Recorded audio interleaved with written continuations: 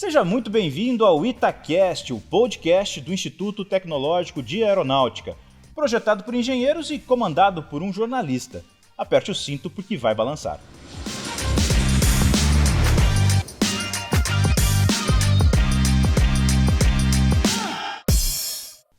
Olá, eu sou Rui Gonçalves e estou no comando deste podcast feito para você que quer saber mais sobre uma das mais respeitadas instituições de ensino superior do país. Um projeto que nasceu pensando nos vestibulandos que sonham em estudar no ITA e também para os treineiros e aqueles que nem imaginam que o ITA pode ser sim a sua casa nos próximos anos e fazer parte da história da sua vida. No plano de voo desse episódio, aqui comigo, Jorge Monteiro Júnior, que é mais um iteano que pode dizer para nós por que o ITA é para você. Jorge, bem-vindo. Conta para mim como é que... Major Jorge, lembrando que o Jorge foi optante pela carreira militar e hoje é major. Conta para mim como é que o ITA entrou na tua vida. O ITA entrou na minha vida como um grande concurso que eu fiz pela primeira vez em 2001, 2000, agora não lembro exatamente a primeira vez que eu fiz, e que eu achei que eu vou fazer um concurso militar ali, vou fazer aquela prova, e não imaginei que fosse me encantar tanto por uma instituição só de conhecer a prova dela, que foi mais ou menos o que aconteceu. O teu foco era estudar e seguir carreira militar. Isso. E aí, por que seguir a carreira militar entrando numa instituição de ensino para te formar em engenheiro? Por que essa combinação? É engraçado isso. Quando eu fiz a prova do ITA pela segunda vez, eu não passei, mas eu senti que eu conseguiria passar naquela prova. Eu olhei para ela e disse assim, essa prova ela não é impossível, eu consigo fazer essa prova e consigo passar, mas eu preciso estudar mais. A quantidade de estudo que me demandou na segunda tentativa ainda não tinha o foco específico no ITA. Eu já tinha adquirido um bom nível de conhecimento, mas eu disse assim, vou fazer essa prova novamente, mas ainda não tinha sido suficiente para passar nela, mas foi o suficiente para desmistificar muito do que acontecia naquela prova lá. Eu olhava para ela e dizia assim, agora eu entendo o que está acontecendo aqui. Eu posso não saber resolver todas as questões, mas eu sei. E aí eu disse assim, eu consigo passar nessa prova se eu tentar mais uma vez. Eu acho que eu consigo passar nela se eu acreditei muito no nível de conhecimento que eu tinha. E eu já tinha me encantado por matemática, física, química, que é uma coisa que é difícil de você desencantar depois que você começa a estudar elas com afinco, entendeu? E você já tinha feito eletrônica e química? Eu tinha feito curso técnico em eletrônica, tinha feito curso técnico em química, sim. Se você fez curso técnico em eletrônica, curso técnico em química, você está enquadrado no grupo dos gênios que entram no ITA? De jeito nenhum. Eu acho que eu sou um cara muito esforçado, tanto que eu fiz a prova 3 vezes. Eu não fiz a prova de primeira e passei. Pelo contrário, eu já passei aqui com 20 anos, mais ou menos aí. E eu fiz curso técnico em eletrônica e em química justamente porque eu queria ser um cara esforçado, queria trabalhar, queria ter uma profissão. Então, não saí com aquele foco assim de, nossa, tá tudo garantido, vou fazer vestibular porque eu quiser. Não foi desse jeito. Mas o encantamento pela matemática, física e a química, acho que fisgou e a gente acabou encarando. Me imaginava dentro da instituição. Eu cheguei num determinado momento que eu fiz assim, eu acho que eu consigo passar, eu acho que aquela é a instituição que eu tenho que estudar, eu acho que é ali que eu tenho que fazer a minha vida, entendeu? Eu tenho que montar a minha história naquilo ali. Mas por que você escolheu esse caminho para ingressar na carreira militar? Porque tem vários caminhos para você ingressar. Por que esse em particular? Eu tinha uma certa visão da carreira militar, era aquilo que eu imaginava fazendo para a minha vida, e foi aquilo que eu queria encarar quando eu fizesse o ITA.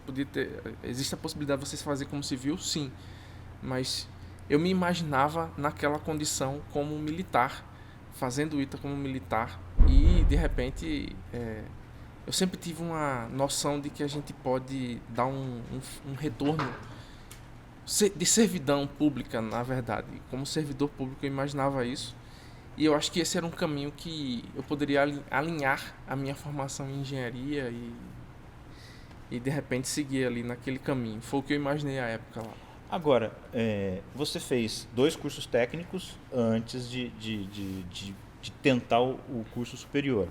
Você já trabalhava? Como é que era a tua rotina ali nesse período ali entre a sua formatura no ensino técnico e o seu ingresso no ensino superior? Isso, na verdade, no ensino técnico eu já comecei a fazer, eu consegui, os meus pais com muita dificuldade, a gente conseguiu pagar um cursinho em Pernambuco para que eu fizesse o curso técnico concomitante. Eu estava terminando o curso técnico ali por volta de 2000 e fazia o curso técnico, eu fazia pela manhã a primeira vez. E aí a gente, eu tinha essa visão de fazer concurso militar, né? E eles compraram essa ideia, a mim eu vendi a ideia, eles acreditaram nisso. E aí eu disse, vou seguir, então fazer o curso técnico ali concomitante ao finalzinho da formatura ali. Depois não, depois eu fiquei com dedicação, porque eu já não estava trabalhando mais, mas no segundo ano, quando eu já fui fazer, eu já fui com mais bagagem para fazer as provas, né, militares lá. E engraçado que eu passei numa prova nesse segundo ano, na qual eu poderia ter seguido a mesma carreira que eu seguiria dentro do ITA, como militar do ITA. No ITA, né? Mas eu preferi desistir desta opção para tentar mais uma vez o ITA. Pera aí, agora você me deixou confuso. Você fez o curso técnico e fazendo o curso técnico você estudou para o vestibular do ITA. Isso. E você trabalhava? Não trabalhava. Não, eu só fez curso o curso técnico. técnico. Tava terminando o curso técnico e fiquei fazendo cursinho pela manhã. Uhum. Aí depois eu terminei o curso técnico e resolvi ficar só fazendo cursinho à noite. Uhum. Porque aí eu já tinha definido que esse seria o caminho. Uhum. Aí nesse segundo ano eu passei numa escola militar. Uhum. Só que eu, como eu falei no começo, eu acreditava que eu conseguiria passar no ITA. E nesse concurso que você foi aprovado para uma escola militar, seria para seguir qual carreira dentro das Forças Armadas? Oficial da Aeronáutica também. Oficial da Aeronáutica. Isso. Você iria para a Academia de Pirassununga? Isso. Você passou na Academia de Pirassununga Passei. e falou assim, não vou aqui, eu vou no ITA. Foi isso que aconteceu. Que já é um vestibular, um processo de seleção pesado na AFA, Isso, né? Mas é engraçado isso, né? Assim, tem horas que você olha e diz assim, eu quero fazer... A experiência poderia ser até parecida, em termos de carreira até diferente, bem parecido com o que eu estou fazendo hoje, mas o que eu queria vivenciar era a experiência de fazer o ITA. Uhum. E aí eu acreditava que conseguiria. Eu cheguei em casa, botei em pratos limpos a situação, né? Eu acho que eu consigo, se eu ficar mais um ano, se me derem essa oportunidade de ficar mais um ano estudando no cursinho aqui, eu acho que eu consigo passar. Aí o pessoal topou. Então tá bom. Topou fácil ou coçaram a cabeça, fizeram Coçaram conta? a cabeça porque essa minha aprovação na AFA, por exemplo, era o meu último ano de possibilidade de fazer a AFA, não poderia fazer mais. Então essa porta tinha se fechado para mim se eu desistisse. Porque a AFA tem uma data, tem uma idade limite para ingresso. Isso, exato. E aí eu não conseguiria mais fazer essa prova, não poderia mais fazer. Foi um risco. Mas eu realmente acreditava que conseguiria fazer o ITA e passar no ITA, entendeu? No ano seguinte. E aí foi o que aconteceu, graças a Deus deu tudo certo. Mas se você tivesse ingressado na AFA, você ia seguir a carreira como aviador? Não, era intendência. Intendência? Isso, eu tinha feito a própria intendência. Mas, como eu disse, a matemática, a física e a química acabou encantando, a engenharia bateu mais forte. Bateu mais forte. E aí você veio para cá, prestou o vestibular do ITA 3 vezes até passar? 3 vezes até passar, exatamente. Ingressou em eletrônica? Ingressei em eletrônica. Cheguei aqui, fiz o fundamental e fui fazer o profissional em eletrônica. E foi outra tarefa hercúlea, né? Fazer o curso da eletrônica. Por que é tão difícil? Todo mundo já explicou por que o vestibular é tão difícil. Isso. Por que é difícil ficar aqui, conseguir concluir? Eu acho que existe o volume de estudo é grande, as atividades são diversas, a gente tem muita coisa para fazer. E o grau de exigência, né, tanto no fundamental quanto no profissional, ele é alto. Acho que é simples assim. Exige de você e você tem que atender. O aluno do ITA, quando aprovado, ele vem e passa a morar aqui dentro do campus. Isso. Você passa a viver todo o santo dia, de segunda a segunda, aqui dentro. Isso. Morando aqui dentro, junto com seus colegas, se dedicando exclusivamente ao estudo, estudando muitas horas, ainda assim é difícil? Ainda assim é uma carga pesada? Sim, é difícil. Eu acho que essa dificuldade ela não se resume só ao volume de coisas que você tem que fazer, mesmo com dedicação exclusiva. O H8 é uma experiência fantástica. Assim, eu gosto muito de ter morado em República ali no H8. Eu gostei muito, foi uma experiência muito boa para mim. O H8 é o alojamento, complexo de apartamentos onde moram os ITA. alunos. Isso. Eu até tentei explicar um pouco da minha história ali, mas, por exemplo, eu nunca tinha saído de Pernambuco para nada, nunca tinha viajado de avião. Foi a primeira vez que eu saí de Pernambuco, para entrar no avião, foi para vir para cá, para São José dos Campos, para vir para o ITA. Eu lembro até hoje da gente, o pessoal que passou lá em Pernambuco, né, vindo no avião, o pessoal do cursinho vindo juntos. Éramos 3 pessoas que estavam vindo juntos. Comprou passagem ou conseguiu uma carona no avião da FAB? Não, comprou uma passagem. Nessa época não era militar, não tinha carona não. Não tinha carona não? Tinha que comprar passagem, eram outros tempos, né? As passagens eram bem caras na época, na verdade. Vinha até um canhotinho, assim, diferente. Não tinha bilhete eletrônico, né? E a gente veio e foi uma experiência, assim, fantástica. Desde o momento de ter que sair de casa para vir para uma outra cidade, longe dos pais, até ter que morar todo mundo junto ali, convivendo com pessoas que você nunca viu do Brasil inteiro. Então, no meu quarto eram 2 recifenses, eu e um colega do cursinho, 2 cearenses, um cara de São José dos Campos e um outro de Juiz de Fora. E isso foi uma experiência fantástica, assim, a gente conviver com gente do Brasil todo, mas do mesmo jeito que a gente tem toda essa parte bacana de estar trocando ideia com o pessoal de fora, conhecer gente do Brasil todo, também tem as dificuldades de você não estar na sua casa. Então, não basta só ter tudo favorável para estudar ali, em termos de infraestrutura. Sua cabeça tem que estar funcionando muito bem também para controlar essa saudade da família, essa dificuldade de estar longe, né? Eu sei que hoje está muito mais fácil, mas no nosso tempo, por exemplo, a gente tinha um telefone para o apartamento e a gente marcava os horários, assim, o pessoal ia ligar, ficava o pessoal... e já era um avanço, hein? Não tinha... telefone no apartamento era um luxo, assim, pra gente ir lá. Era um negócio interessante. E nesse momento, você falou de uma coisa muito importante, que é tudo novidade. É novidade sair de casa, é novidade... as pessoas com quem você passa a se relacionar, que são pessoas que você está conhecendo ali, você tem que dividir o teto com elas. Isso. É novidade a cidade, Sim. É novidade a escola, é novidade o curso, tudo muda de uma vez só, né? E tem gente que dá uma balançada, né? Dá uma balançada. Eu, por exemplo, eu sofri muito com frio aqui. Eu não imaginava como era o frio de São Paulo, assim, nunca tinha saído. E nem é tão frio assim. E nem né? é tão frio, mas mesmo assim, pra mim foi doloroso. Até essa parte, pra acostumar, não foi uma coisa fácil, não. Eu lembro que o primeiro frio que eu peguei aqui, eu tava com um casaco assim. Aí eu disse assim, esse frio não vai dar, eu não vou conseguir conter o frio com esse casaquinho. No mesmo dia eu fui no centro da cidade e comprei um casaco de colção para poder aguentar o frio de São José. E tudo isso são coisas que você vai vivenciando que tomam parte da sua energia para aquilo que você está se dedicando. Uhum. Tipo, o ITA tem suas dificuldades naturais? Tem. Mas existem certos fatores externos que você não consegue controlar, que eles também podem consumir a sua capacidade ali de se concentrar, de manter a cabeça em ordem, para poder atender o nível de exigência que o ITA está pedindo. Como é que você fez para passar por esse processo de transição? Vamos pensar o seguinte, a gente está conversando aqui, mas quem está vendo a gente são vestibulandos, é gente que quer entrar no ITA, que vai sentir as dores que você sentiu. Isso. Essa dor da adaptação, o cara sabe que ele vai ralar muito para entrar. Quando ele entrar, vai mudar tudo na vida dele. Como é que ele faz para passar por isso? Eu acho que você tem que ter muita tranquilidade para poder...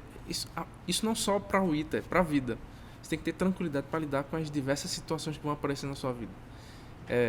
E entender que ninguém é melhor ou pior do que ninguém por não ter conseguido ultrapassar aquela barreira. Isso são só caminhos diferentes.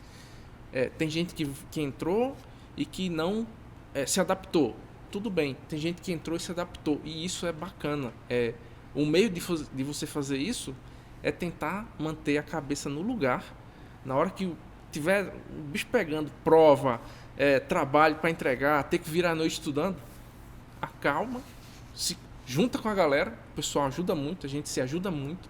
Dentro do H8 lá, quantas e quantas noites a gente não foi, todo mundo para um lugar chamado H8, que eu espero que muita gente tenha a oportunidade de conhecer, onde todo mundo se senta lá junto e vai virar a noite estudando, com um cara indo pro quadro da aula, o outro sentando, conversando com você, com alguém que vai te ouvir quando você tá com saudade da família, diz assim, pô, tô querendo voltar para casa. Calma, pô, fica aí, tranquilo, a gente se ajuda e vai todo mundo chegar no final junto, entendeu? Isso é que é o bacana, assim, esse suporte que a gente tem, que nós temos entre nós lá, isso é uma coisa muito bacana. Tanto é que você encontra o cara da turma 20 anos depois, parece que você se formou ontem, o cara não te viu ontem, mas já tem 20 anos isso, e a gente vai ficando mais velho ali, mas continua se encontrando todo mundo e parece que foi ontem. Esse laço que vocês criam dentro das turmas é muito forte, né? É um laço, é muito bacana, é uma coisa que a gente constrói. É difícil de explicar, acho que só quem passa pela situação é que consegue entender do que a gente está falando aqui.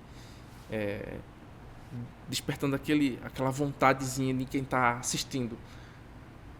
Passe, entre, você vai ver que esse laço de turma é um negócio fantástico, assim. Você vai ter essas pessoas que você vai carregar pro resto da vida, mesmo que você não as encontre mais, você vai ter as histórias para contar deles, para sua família, para os parentes, para os seus amigos, para a gente que você vai conhecer na sua vida de trabalho aí. São coisas que vão ficar para o resto da vida, assim. É um negócio bem bacana. E isso tem a ver com o quê? Com as dificuldades que vocês sentem no dia a dia e da certeza que vocês vão conseguir um no outro, cada aluno ajudando o outro a superar essas dificuldades? Porque está todo mundo vivendo as mesmas dores, todo mundo está vivendo as mesmas dores e existe um trabalho muito forte quando a gente entra de buscar essa união na turma. O pessoal que está há mais tempo já na casa, digamos assim, eles fazem esse trabalho com a gente que parece brincadeira isso, mas a gente cria um certo vínculo muito forte com a turma, de conhecer todo mundo pelo nome. Muitas vezes você sabe o nome completo da galera inteira, são 100 e tantas pessoas, você consegue guardar na cabeça o nome completo da galera inteira. É um negócio engraçado isso, mas tem muito a ver com essa ajuda mútua que a gente tem. Com muitas pessoas da turma, você vai ter uma história muito particular, muitas vezes. Nem que seja um momento em específico de ter conversado com alguém, algum detalhe, alguma coisa da vida dele, ou dele ter externado alguma necessidade que queria dividir com você, né? E sempre vai ter gente disposta a ouvir. Vai ser muito bacana isso, que você vai construir aquela amizade ali que vai perdurar e é um sentimento meio uniforme, permeia a turma toda. É engraçado. No dia da formatura a gente sente muito isso, acho que mais forte, porque a gente começa a lembrar de algumas coisas que todo mundo passou junto, uma disciplina difícil, um viradão, uma noite acordada aí... Estudando para uma prova. Fazendo um trabalho de controle. É engraçado isso. É assim, fica isso pra sempre, assim. Você vai sempre lembrar daquela noite ali que você virou e foi pro rancho direto tomar café da manhã, entendeu? É engraçado. Agora, aqui dentro, o ITA também é famoso porque as empresas ficam loucas pelos alunos do ITA. Isso. Tem feira aqui dentro em que as empresas montam seus estandes e dizem assim, venha trabalhar conosco, aqui está o projeto, nosso programa de trainee, não sei o que lá. Provavelmente você deve ter visto essas feiras aqui dentro. Vi também. Já vi. Você entrou optante. Isso. Quando você viu esse tipo de coisa, você balançou? Você pensou assim, cara, será que eu não posso ir para a iniciativa privada? Vou ter boas oportunidades? Como é que foi isso dentro da tua cabeça? Porque tem os dois lados. Tem quem entra que não é optante e no meio do caminho fala, cara, eu quero seguir a carreira militar. Tem. E tem quem já entra pensando na carreira militar, mas é exposto a essas situações que o mercado de trabalho vem oferecer posições para vocês. Como é que você lidou com isso? Isso é normal, acontece em todas as turmas. Sempre vai ter um pessoal que vai seguir a carreira militar, outros que não vão, outros que vão optar no meio do caminho, sim. E eu sempre busquei encarar como são opções de trabalho, né? Essa questão de você assumir determinados trabalhos ou encarar determinados trabalhos é muito uma questão de apetite ao risco. Cada um tem um apetite diferente. Uma pessoa tem um apetite ao risco de estar, sei lá, embarcado numa plataforma de petróleo. Outro quer uma condição mais estável e quer fazer um concurso público, não só a vida militar, mas tem outros concursos públicos. Tem muito italiano aí que faz Receita Federal, vai para TCU, tem diversos cargos públicos, a ANAC, o pessoal das agências reguladoras. Na sua turma saiu muita gente para montar startup, né? Tem muita gente que foi montar startup. É tudo uma questão de apetite ao risco e isso é muito, muito ligado, muitas vezes é ligado à sua formação familiar. Muitas vezes isso é uma questão tão pessoal que chega a ser algo de construção da sua própria estrutura de vida. Você não pode colocar duas pessoas que tiveram experiências diferentes no mesmo pacote. Cada um tem uma história diferente. A minha, particularmente, me levou a esse caminho. Mas é só um caminho, né?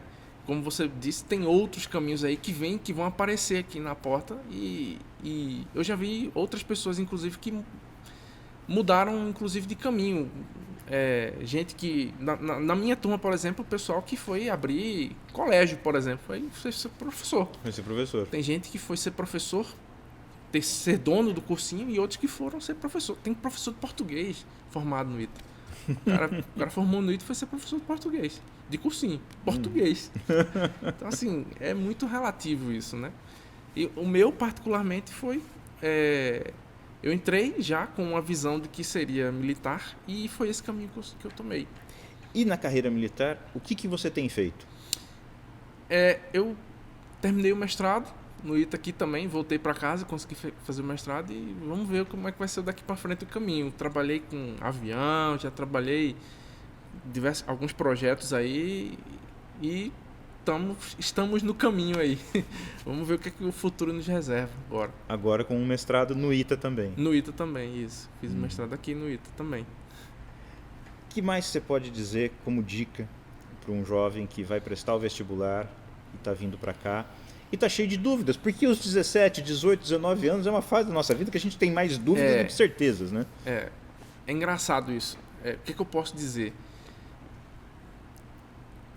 Você tem que sentir uma certa identificação com a área que você está fazendo. Eu, por exemplo, eu fiz economia, comecei cursando economia na Federal de Pernambuco, ao mesmo tempo que estava fazendo cursinho para fazer o vestibular do ITA, no último ano. Desisti de economia e vim fazer engenharia. Outras pessoas vão ter suas experiências particulares aí. O jovem que está ali com dúvida se quer fazer ou não, sente o que é que você quer fazer. É aquilo que você quer de verdade, é aquilo que você gosta. Se imagina na condição. Vai lá, eu via os vídeos institucionais do ITA, eu ficava olhando aquilo ali, ficava me imaginando naquele local, conversando com algumas pessoas, vendo campos, eu ficava me imaginando andando naqueles lugares ali. E muitas vezes a gente tem uma percepção e quando você chega aqui é outra. E isso também faz parte, é natural. Mas o mais importante, tente se imaginar no lugar. Eu gostava de me imaginar ali, ouvindo as histórias, como eu estou contando aqui, me imaginando com uma turma, com a galera no H8, eu ficava me imaginando naquela situação. E eu dizia assim, isso não é impossível, eu consigo chegar lá também. E eu acho que se eu chegar lá e cumprir, atender esse meu desejo, que não é toda vez que a gente tem esses desejos, vai lá, corre atrás, briga, que você também consegue. E aí, chegando aqui, é outra história, você vai ver aquilo que você tanto desejou e sair com o diploma na mão, cara, é você ter cumprido aquilo que você queria. Você hoje é pai?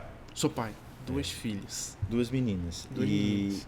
E hoje você já sabe um pouquinho, já experimentou um pouquinho daquilo tudo que os seus pais experimentaram com você. Isso. O que você pode dizer para o pai desse jovem que está lá, está com dúvida, vai encarar um vestibular complicado, vai ter muita dificuldade, muito provavelmente vai ser reprovado uma vez, talvez duas, talvez mais.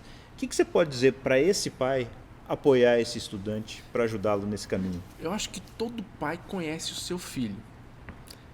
A gente criou e a gente sabe o que é sonho, o que é o desejo de verdade dele. Se o seu filho está falando para você que ele quer aquilo ali e você está reconhecendo nele que aquilo é um sonho dele, é um desejo dele, confia no seu filho, dá apoio, dá suporte. Ele vai chegar lá com o seu apoio e o seu suporte. Ele pode estar precisando só do seu apoio e do seu suporte para chegar onde ele quer e ir mais longe, entendeu? Acho que você como pai, como mãe, acho que se você acreditar nos sonhos que os seus filhos têm e der o apoio necessário para que eles alcancem, o filho vai embora. Ele vai embora, ele não vai só passar no ITA, ele vai passar onde ele quiser, ele vai alcançar o que ele quiser, ele vai conquistar o que ele quiser. E no final, você só vai chorar junto com ele. De alegria. De alegria. Sem Rush, dúvida.